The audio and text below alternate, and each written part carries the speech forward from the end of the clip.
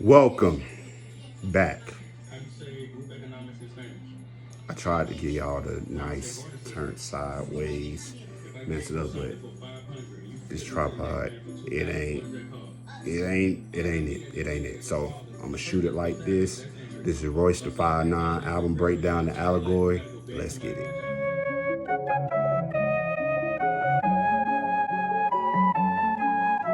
It's Toby. It's Toby.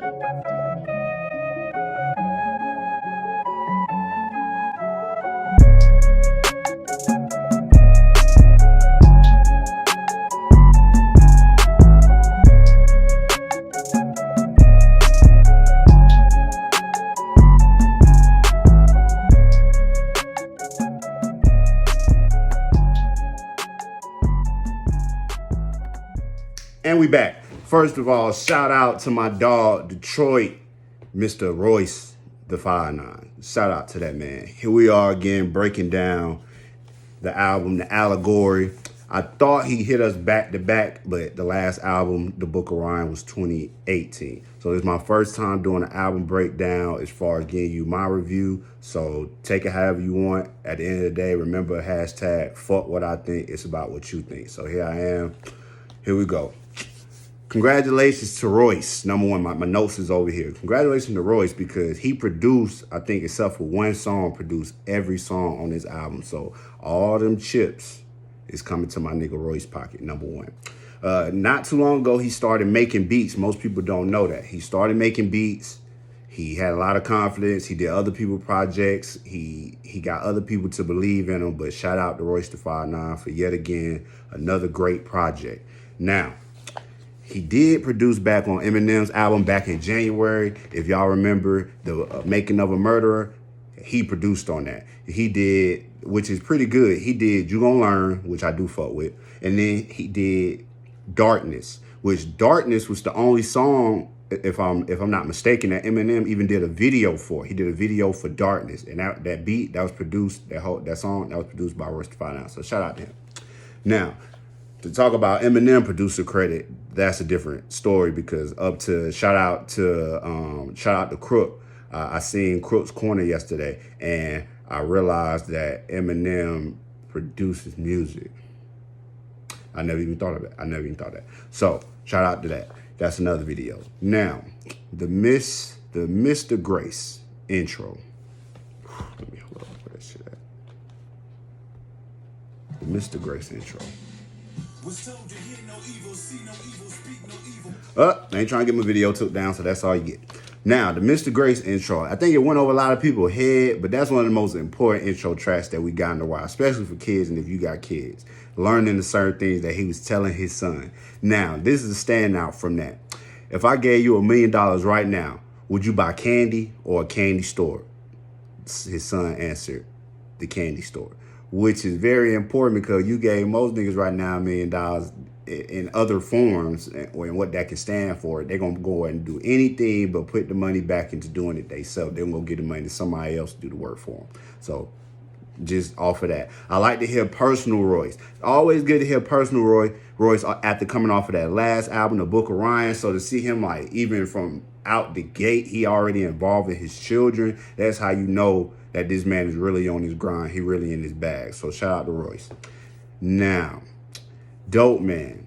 Shout out to Cedric Entertainer because he did like it's kind of how T.y. did with his last album when he had Dave Chappelle narrating through it. Well, in this case, we had Cedric Entertainer who came into it at the beginning, and whoever N.y.a, please forgive me if I'm fucking your name up, but N.y.a, you killed the vocals on that shit, straight up. I ain't trying to keep y'all too long. Hope I'm not going too fast, but it's just the album breakdown. I'm trying to give albums more breath than what average people give them. Most people give album breath for the first 7 days. They do their promo run, and then it's gone. So let me get this out so that maybe it can make it live a little into next week. So here we go.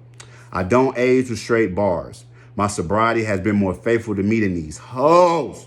My nigga. Good title, but we're in the era. Because we're in an era. I don't age was good because we're in an era where all our OGs, as far as in rap, they being questioned like, are they relevant? why is he, why are they giving us 20 songs? You know what I'm saying? Like, you an OG, you can just give us 10, 12 and we good. But that was just a sentiment. I don't age. That was bars. Now, Pendulum. Rob the rich and leave them with the fucking bill. Mark Cuban around your shooters, you just buy a team. The chorus was that, all right. That's why there's nothing left to be for these hoes but a bitch. It ain't nothing left on the heat on the stove but a brick. It ain't nothing left to eat for the poor but the rich. And I got to shout out my boy Big Soldier, who was at the end of the track talking about how he had the best motherfucking comeback or whatever fucking year. Drake. But the only problem with that is he didn't continue to put it out there. And shout out to Big Draco, because it's funny how I'm doing this. And he had that on the end of that song. And Big Draco came back to social media and said he back yesterday. So shout out Big Draco. Now, the ice cream interlude. Shit, come on. I'm jamming to the fucking ice cream truck sound I've heard for the last 20 odd years of my life. And here go the girl coming on the track telling me all this shit that I never even knew about the ice cream song. So do me a favor and go and listen to the ice cream. Go and listen to Ice Cream off the album. You'll know exactly what I'm talking about. I like the line on the song On the Block by Oswin Benjamin when he said cap guns turn into revolvers, never leave home without one, because all of us used to run around through the neighborhood with cap guns. I remember I first got introduced to cap guns, running around, but as you get older, especially being a black man, it turns into a real gun, and of course, niggas say, don't get caught without it. Don't get caught without it.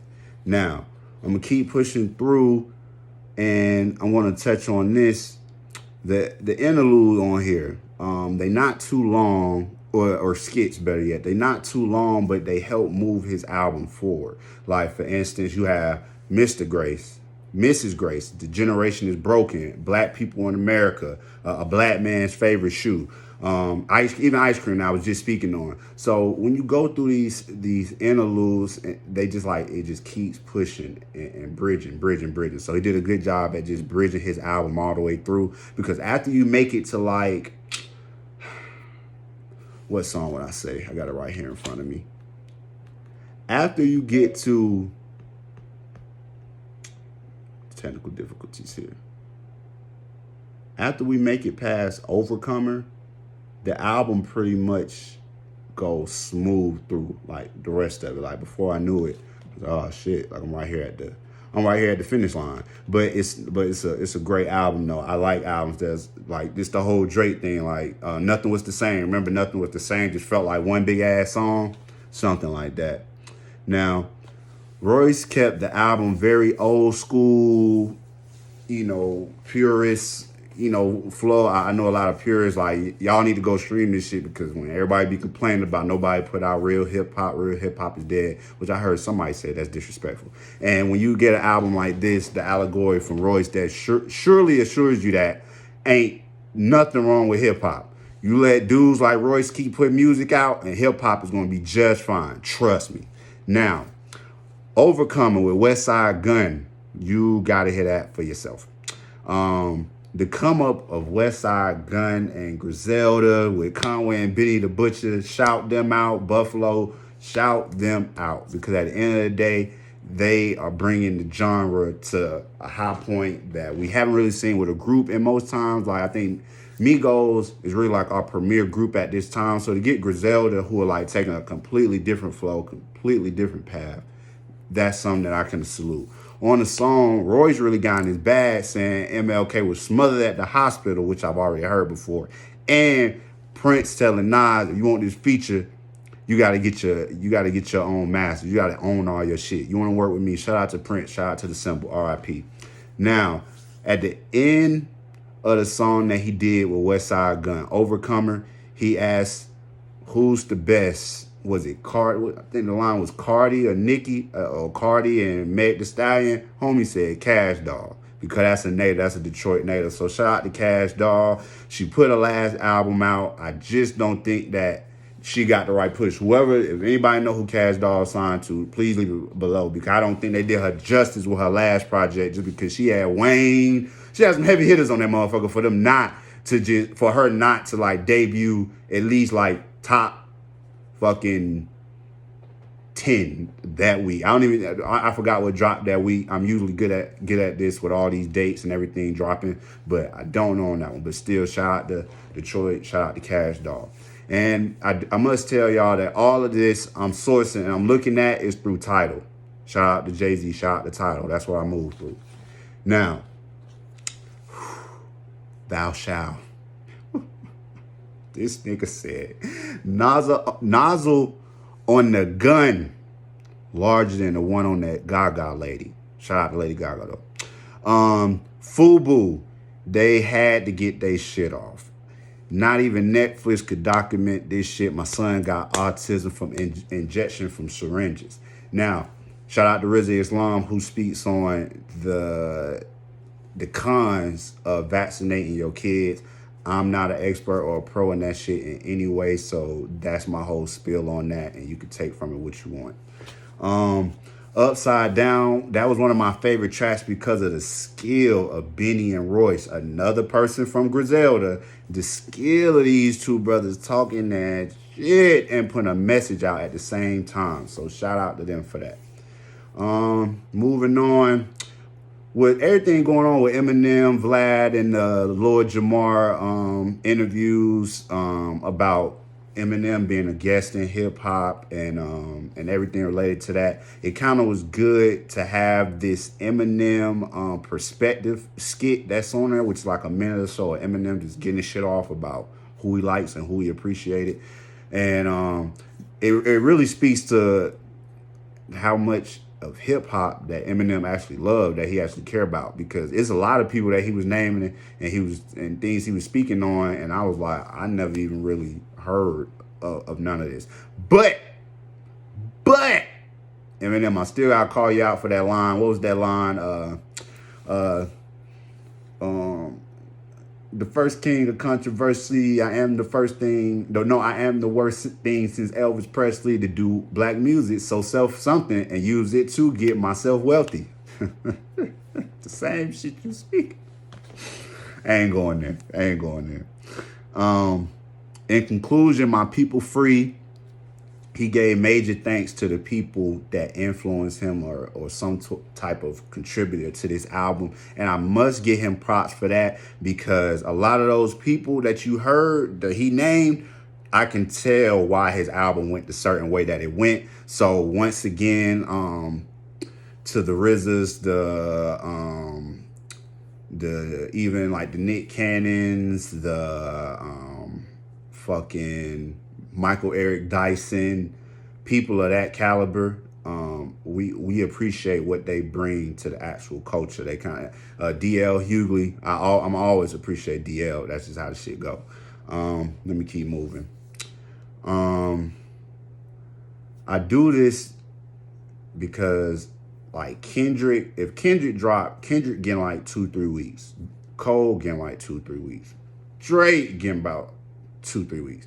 But when it comes to certain acts, it's like they go on a promo run. You see them, they be from the time that shit drop, either Friday morning, Thursday night, I'm seeing the interviews, him, my too, because I follow all that shit on YouTube. And if you're not on my YouTube, you need to go ahead and subscribe to my YouTube right after you watch this video. That's not really my biggest point and thing of this. I just really enjoy music and I like doing this. But when you look at how the projects go, and anybody in the comments, let me know if y'all see this too.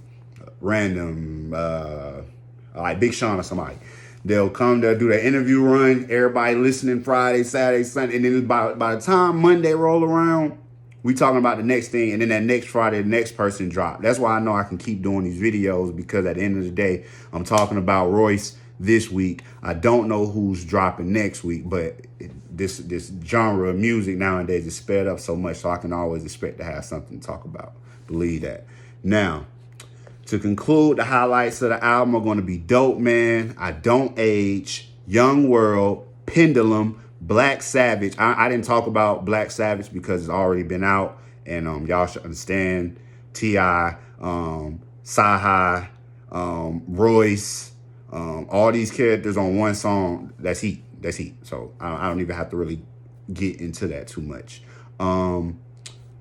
Upside Down, Overcomer, Fubu. This is a 22-track album. It's really 17, I believe, if you cut out skits and interludes. This is not Vibe, I believe, who used to do 5 mics. I don't have any microphones to give out.